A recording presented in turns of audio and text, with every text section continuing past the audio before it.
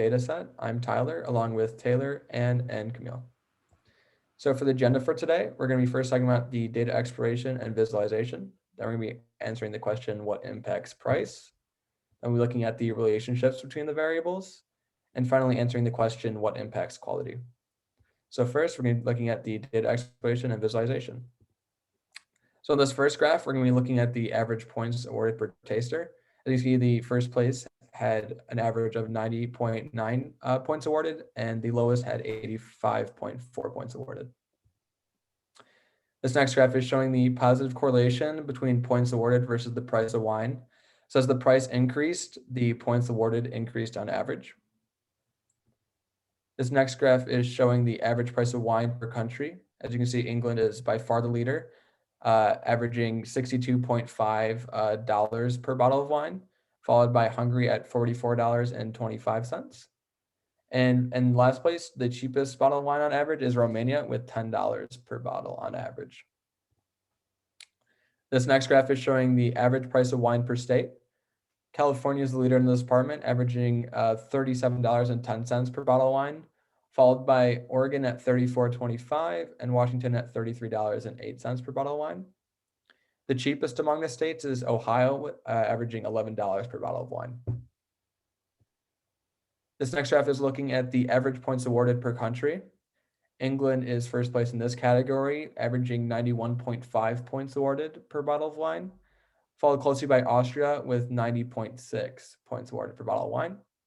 And in last place, again, we have Romania averaging just 84 points awarded per bottle of wine. This next graph is showing the amount of unique wines produced by country. The United States is by far the leader in this category with 893 unique wines produced, followed by Italy and France with 278 and 277 respectively. And in last place in these categories is Greece with 6 unique wines produced, and Canada again with 6 unique wines produced. This next graph is showing the amount of wineries per country, with the United States again leading in this category with 714 wineries, followed again by France and Italy with 251 and 244 wineries respectively. And at the bottom again is going to be Canada with 6 and Greece with 5 wineries. And finally, this graph is going to be showing the amount of wineries per state. California is leading with 468 wineries per state, followed by Washington with 124 and Oregon with 70, as well as Texas, Michigan, Ohio, and Pennsylvania in last with just 1 winery. And I'm going to pass it to Taylor, who's going to be talking about what impacts price. Thanks, Tyler. So section 2 explores what impacts price by looking into the relationship between points awarded and price. The 4 plots were created to determine the most appropriate model for this relationship. As shown in the 4 figures, a linear, exponential, power, and logarithmic model were created using various log of scales. An exponential model is the best for describing the relationship between points and price.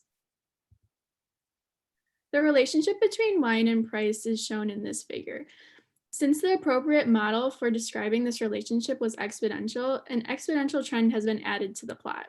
This gives information that whenever a wine reviewer's rating increased 2 points, the predicted price increased 30%. When we look and compare wines with the same number of points, wine produced in most countries had the same average price. It is apparent that wine produced in England has the highest average price, whereas wine produced in Georgia has the lowest average price. Next, I'm going to hand it off to Anne. Thanks, Taylor. So we're going to look at the relationships between the variables. So within R, I made a parallelogram that showed the relationship between quality, and the largest quality one was alcohol, with the strongest positively correlated. And the most negatively correlated was volatile acid, shown by the medium blue dot, red dot.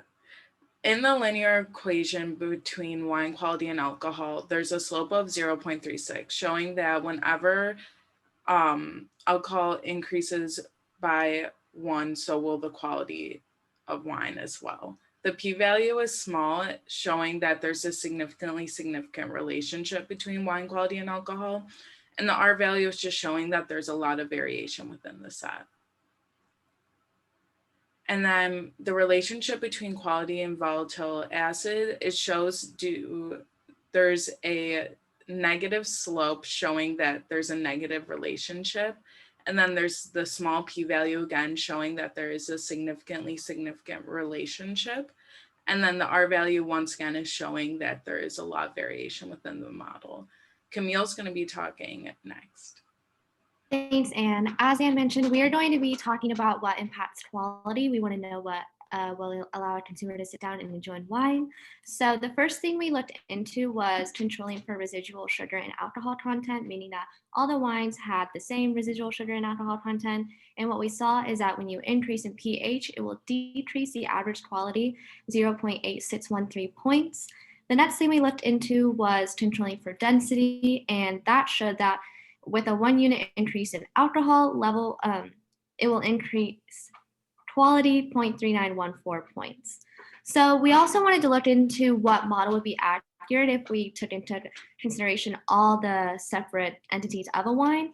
And what we found is that this model is inaccurate. So 64.8 of the variability can be explained by this model, but when we looked at the next model, which is the complicated model, it is more accurate than the full model. So what we find there is that there are different types of things in wine that matter and they depend on each other. So this also showed that there are multiple statistically significant interactions between variables.